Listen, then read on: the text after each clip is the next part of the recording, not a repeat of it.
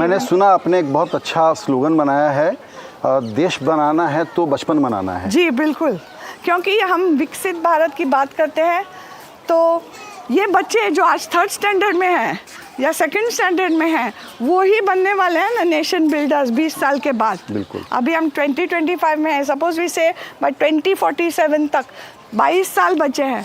ये 3री ग्रेड में है, जो अभी बच्चे पैदा हो रहे हैं 0 to 8 इयर्स के बच्चों को हमें ठीक से मजबूत फाउंडेशन देना, नींव देना बहुत यूनिक अपॉर्चुनिटी है इंडिया में जी।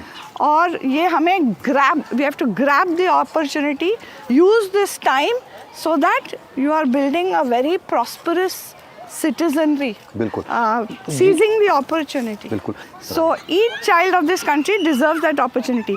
And now there is बहुत सारा रिसर्च आया है कि ये करने के लिए छोटे बच्चों को फ्री प्ले, यानी कि जो खेल रहे हैं उनको खेलने के लिए छोड़ना है, इनकरेज करना है, सेफ रखना है, ऑफ कोर्स बच्चों को सेफ रखना है, लेकिन इतना नहीं कि वो कहीं कुछ एक्सप्लोर ना कर सके।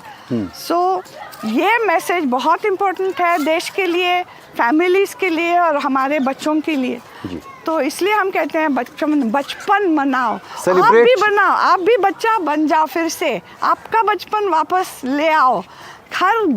हर कोने में खेल का कोना बनाओ, अपने दिल में खेल का कोना बनाओ। मैंने देखा है, मैं 30-35 साल से सोशल क्षेत्र में हूँ, 10-15 बरस लगते हैं सच्चा सोशल चेंज लाने में। बिल्कुल। लेकिन हमें उतना टाइम नहीं है Sanjay ji, that's why I am so happy कि एनडीटीवी हमारा पार्टनर हो गया है इसमें, क्योंकि ये बहुत अर्जेंट काम है। Right. और आसान काम है। हम क्या कह रहे हैं, बच्चों के साथ खेलो, उतना कुछ डिफिकल्ट नहीं कह रहे हैं। गवर्नमेंट ने काफ़ी सीरियसली लिया है ये काम, और अभी अभी असर का रिपोर्ट आया है, मैं कहना भूल गई, असर यानी कि annual status of education report.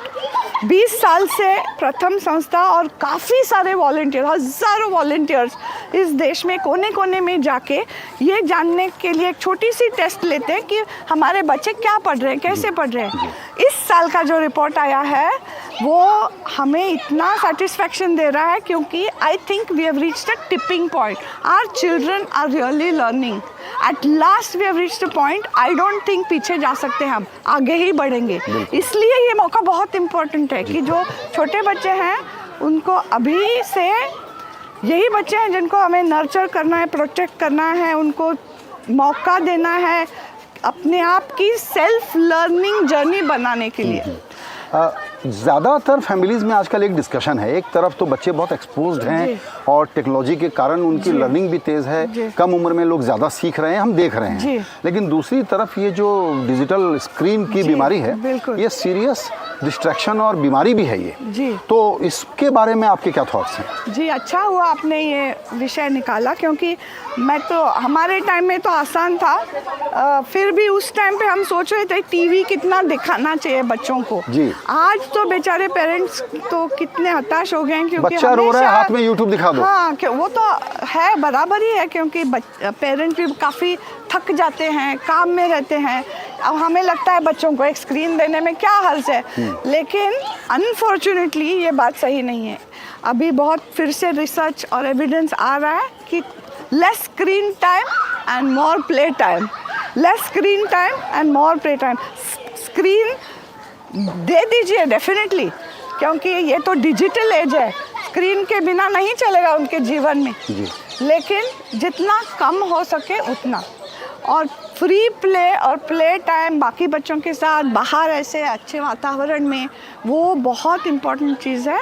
और मैं जानती हूँ कि पेरेंट्स कहेंगे कहने में आसान है, हाथ से वो फ़ोन निकालना बहुत मुश्किल, इसीलिए थोड़ा सा ज़्यादा काम करना ही पड़ेगा पेरेंट्स और बाकी लोगों को, कि आपने कैसे सीखा बच्चों को।